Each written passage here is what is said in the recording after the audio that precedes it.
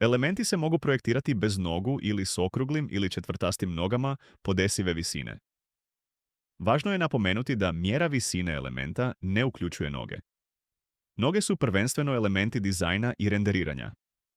Na primjer, ako postavite visinu elementa na 720 mm i dodate noge od 100 mm, ukupna vidljiva visina bit će 820 mm.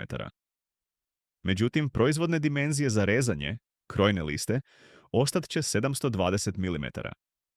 Time se osiguravaju točni izračuni materijala uz realističan prikaz. Elementi također imaju svojstvo kojim se definira jesu li gornji ili donji kuhinjski elementi. Kada je postavljen kao gornji, njegov Z položaj automatski se postavlja na unaprijed zadanu vrijednost. Tako možete sve gornje elemente u rasporedu kuhinje zajedno pomicati gore ili dolje. Kada element definirate kao gornji, ne možete mu dodati noge. A ako element već ima noge, ne možete ga postaviti kao gornji element.